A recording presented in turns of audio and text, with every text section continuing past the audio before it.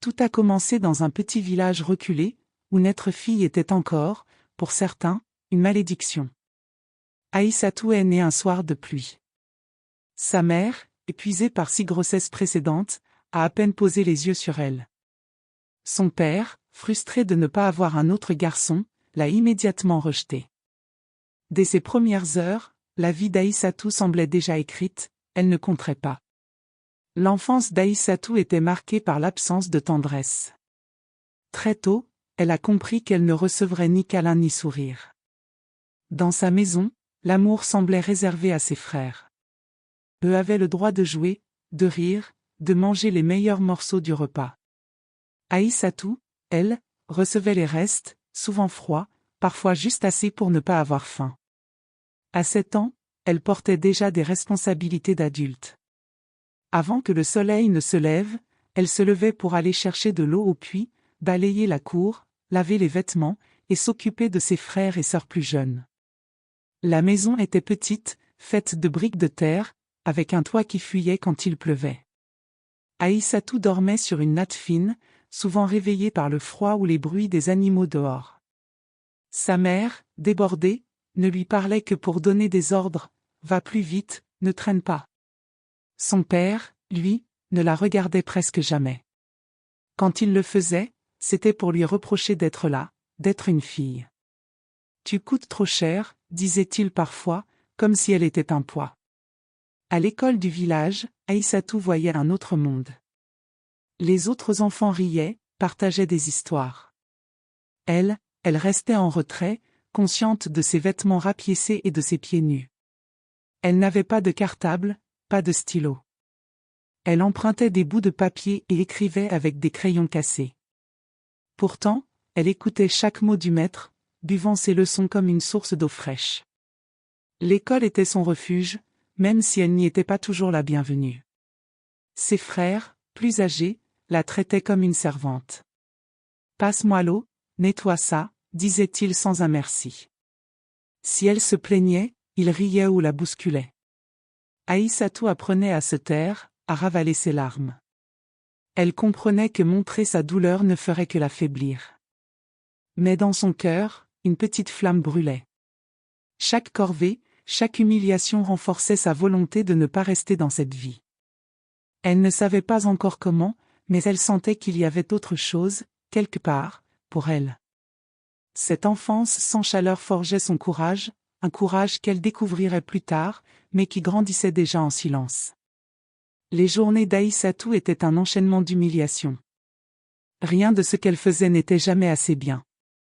Si elle balayait la cour et qu'il restait un peu de poussière, sa mère la grondait et parfois la frappait avec un chiffon ou une brindille. Si elle renversait un seau d'eau par accident, son père criait « Tu ne sers à rien ». Ses pleurs ne changeaient rien. Au contraire, on la traitait de faible, de « petite fille fragile ». Elle apprenait à cacher ses émotions, à garder la tête basse. À l'école, c'était différent, mais pas toujours mieux.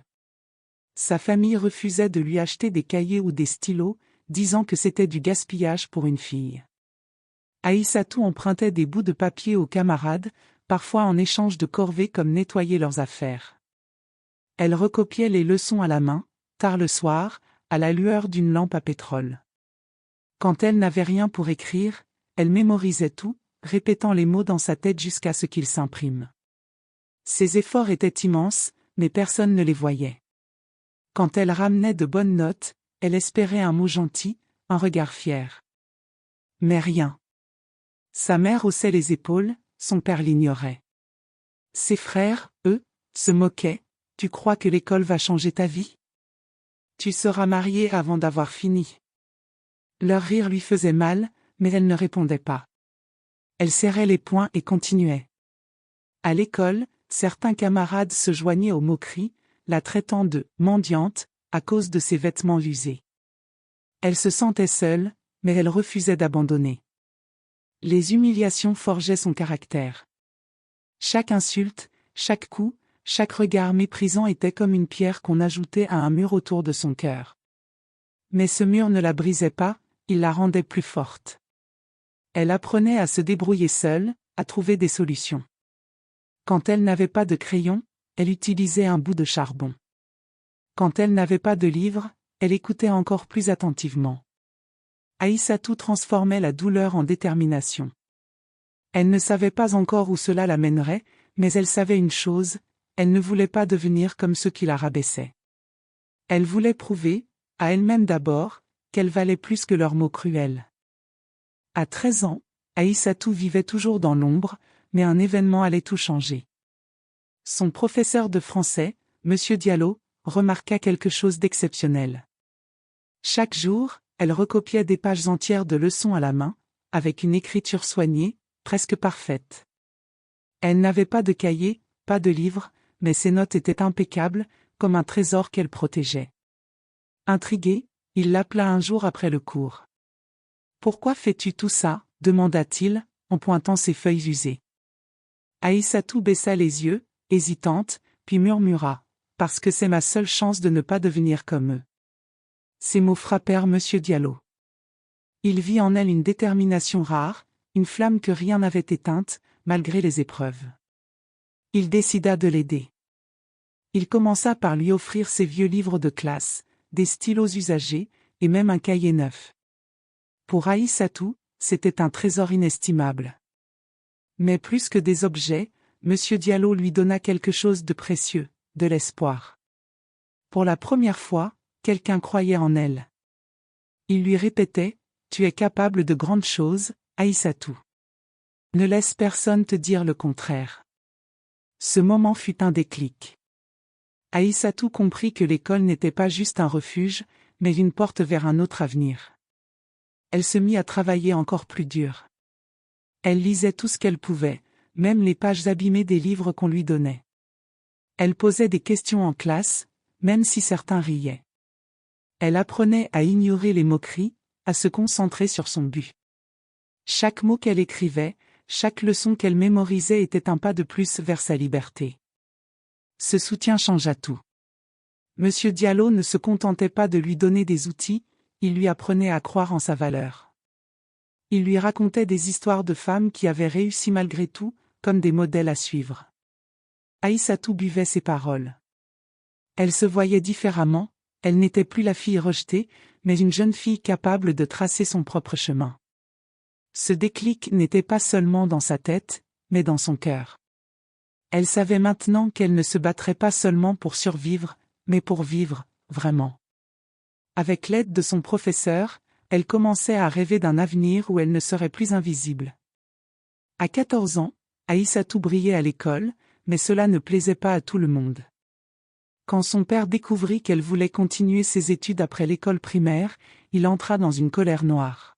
« Une fille à l'école ? Pourquoi faire ?» cria-t-il.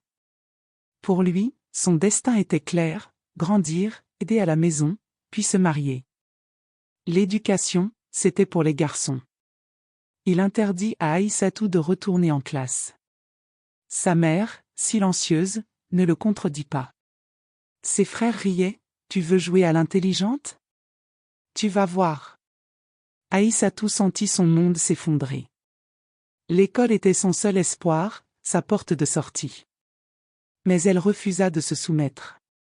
Une nuit, après une dispute où son père menaça de la frapper, elle prit une décision radicale. Les larmes aux yeux, mais le cœur déterminé, elle s'enfuit de la maison. Elle courut jusqu'à la petite maison de M. Diallo, son professeur. En la voyant, tremblante mais résolue, il comprit tout. Sans hésiter, il l'accueillit chez lui, lui offrant un coin pour dormir et de quoi manger.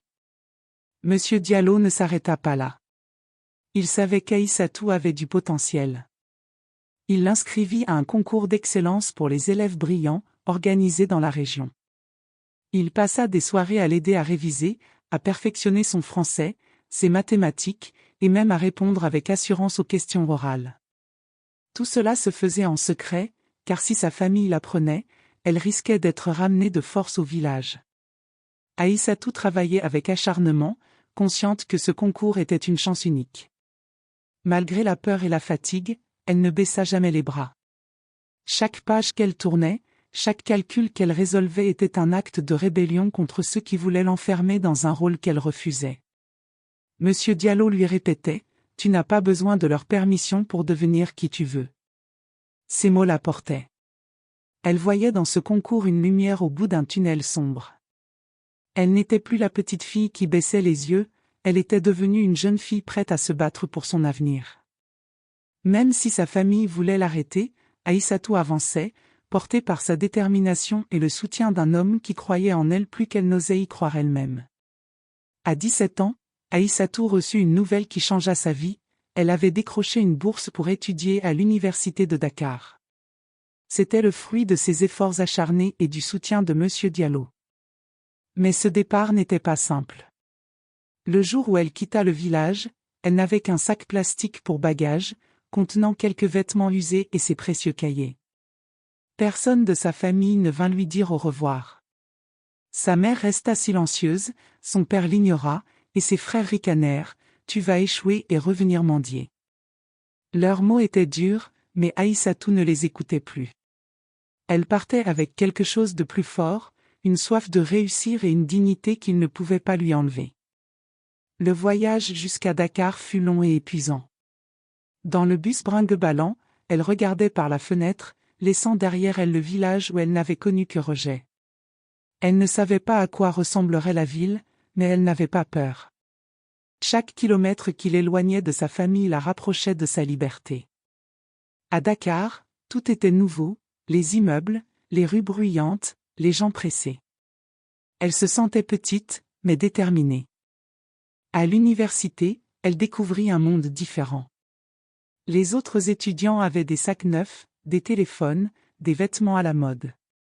Aïssatou, avec ses habits simples, se sentait à part. Mais elle ne se laissa pas intimider. Elle suivait chaque cours avec attention, prenait des notes jusqu'à ce que ses mains soient douloureuses. Elle passait ses nuits à lire, à apprendre, à rattraper tout ce que son enfance lui avait refusé. Sa bourse couvrait à peine ses frais, alors elle travaillait le soir, nettoyant des bureaux ou aidant dans une petite boutique. Ce départ était une épreuve, mais aussi une renaissance. Aïssatou apprenait à se faire confiance. Elle n'avait plus besoin de l'approbation de sa famille. Chaque pas qu'elle faisait à Dakar était une preuve qu'elle pouvait construire sa vie, loin des jugements et des limites qu'on avait voulu lui imposer. Elle portait en elle une force qu'elle découvrait peu à peu, celle de transformer la douleur en courage, et l'abandon en ambition. En quittant son village, elle n'avait pas seulement laissé une maison, elle avait laissé derrière elle une version d'elle-même qu'elle refusait d'être. À l'université de Dakar, Aïssatou travaillait sans relâche. Sa bourse ne couvrait pas tout, alors elle faisait des ménages dans un petit hôtel pour payer ses frais. Elle se levait tôt, suivait ses cours, étudiait tard, et nettoyait les chambres le soir. C'était épuisant, mais elle ne se plaignait jamais. Son rêve de devenir quelqu'un la portait. C'est dans cet hôtel qu'elle rencontra Karim, un client différent des autres. Toujours poli, il lui souriait et la saluait par son prénom, ce qui était rare. Il n'était pas arrogant, malgré son costume élégant et son air assuré. Karim venait souvent à l'hôtel pour des réunions. Il était le fondateur d'une start-up technologique en pleine croissance, mais il restait modeste. Un soir, alors qu'Aïssatou rangeait une salle, il engagea la conversation. « Tu es étudiante, n'est-ce pas ?» demanda-t-il, remarquant un livre de mathématiques qui dépassait de son sac. Surprise, elle hocha la tête. Il lui posa des questions sur ses études, ses rêves. Pour la première fois, quelqu'un s'intéressait à elle sans la juger. Elle répondit timidement, mais avec sincérité. Leur discussion devint régulière. Après son service, Karim l'attendait parfois avec un thé, et ils parlaient. Il lui racontait son parcours, comment il avait bâti sa start-up malgré les doutes des autres. Aïssatou, elle, partageait ses souvenirs d'enfance, sa lutte pour étudier, sa volonté de changer sa vie. Karim ne voyait pas en elle une femme de ménage, mais une jeune femme brillante, avec une détermination rare. Il admirait sa force, sa curiosité, et sa façon de ne jamais se plaindre. Un jour, il lui proposa quelque chose d'inattendu, « Veux-tu venir avec moi à une conférence tech ? Il y aura des gens inspirants, ça pourrait te plaire. » Aïssatou hésita. Elle n'avait pas de vêtements chics, pas d'expérience dans ce genre d'événement. Mais Karim insista, « Viens comme tu es ». Elle accepta, nerveuse mais curieuse. À la conférence, elle écouta, posa des questions, et découvrit un monde de possibilités. Karim la présentait avec respect, comme une amie, pas comme une employée. Cette rencontre n'était pas un hasard, elle était le début d'un lien fondé sur l'admiration mutuelle. Aïssatou, qui avait toujours été invisible, commençait à être vue, non pas pour ce qu'elle faisait, mais pour qui elle était. La relation entre Aïssatou et Karim grandit doucement, portée par un respect profond. Karim ne voyait pas en elle une fille de ménage, mais une femme intelligente, honnête, et pleine de rêves. Après leur première discussion à l'hôtel, ils continuèrent à se voir. Aïssatou terminait souvent son service tard, mais Karim l'attendait parfois dehors, avec un sourire discret. Ils parlaient de tout, de technologie, de livres, de la vie. Elle n'essayait jamais de l'impressionner, et c'était ce qui touchait Karim. Elle était vraie, sans artifice. Un soir, après une longue journée, il lui demanda « Pourquoi travailles-tu si dur ?» Aïssatou répondit simplement « Parce que je veux être libre ». Ces mots résonnèrent en lui. Lui aussi avait dû se battre pour construire sa start-up, contre les doutes et les obstacles. Il voyait en Aïssatou une force qu'il admirait, une résilience qu'il comprenait. Leurs conversations devinrent des moments précieux, où chacun partageait ses espoirs et ses combats. Quand Karim l'invita à la conférence tech, ce fut un tournant. Aïssatou y alla sans maquillage, avec une robe simple qu'elle avait cousue elle-même. Elle n'essayait pas de se faire remarquer, mais sa curiosité et ses questions pertinentes attiraient l'attention. Karim était impressionné.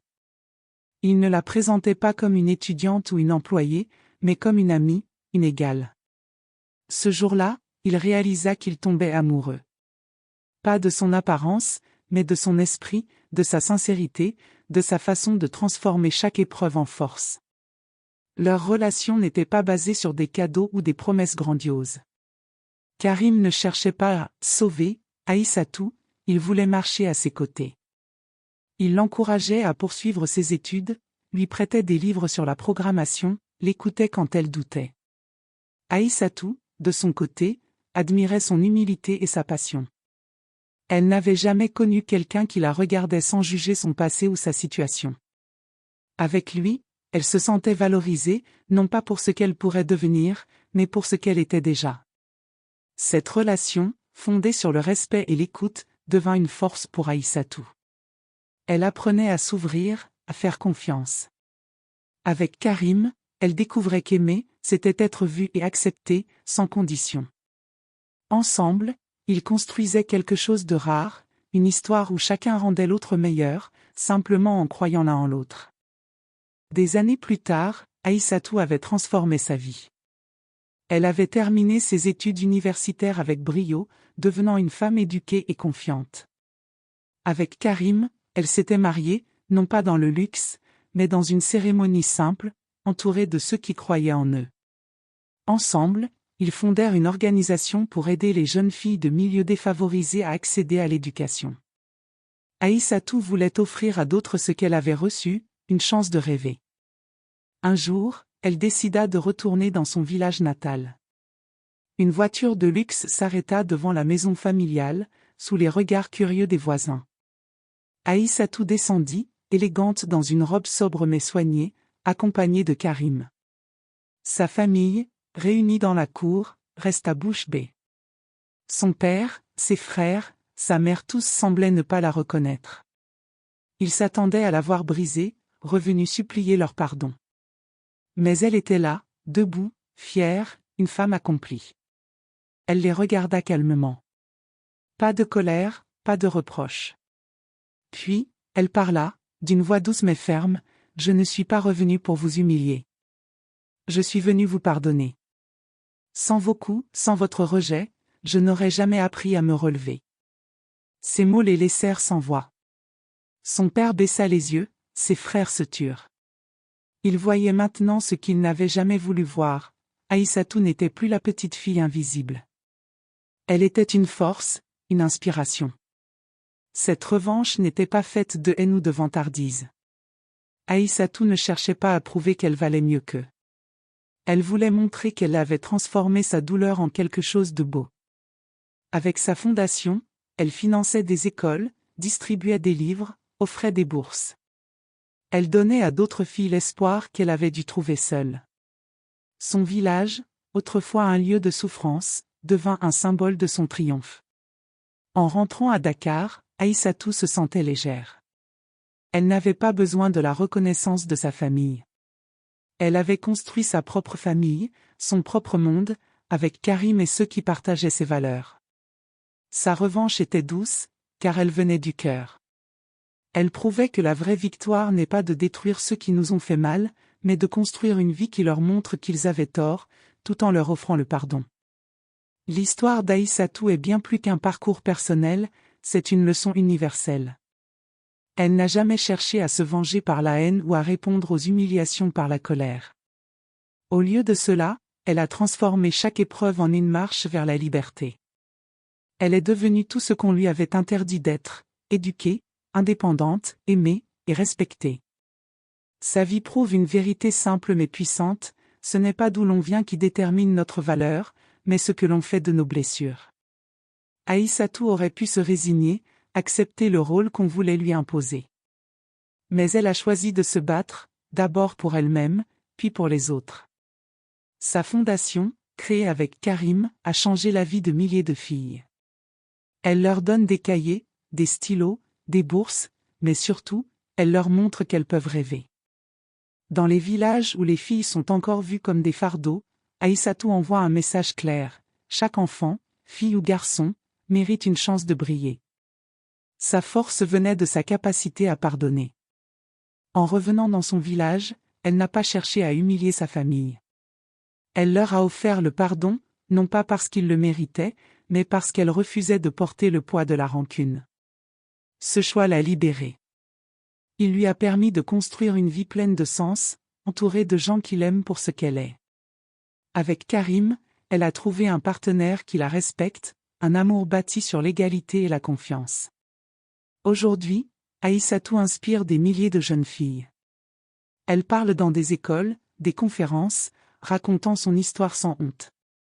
Elle dit: peu importe ce qu'on vous dit, peu importe ce qu'on vous refuse. Votre valeur est en vous. Trouvez-la, et ne laissez personne vous la voler. Ces mots résonnent, car ils viennent d'une femme qui a transformé la douleur en pouvoir. Sa leçon de vie est un rappel: les obstacles ne définissent pas notre destin. Ce sont nos choix, notre courage, et notre capacité à transformer l'adversité en force qui nous façonnent. Aïssatou n'est pas seulement une survivante, elle est une lumière pour celles qui marchent dans l'ombre, leur montrant qu'avec de la détermination, tout est possible, même quand personne n'y croit.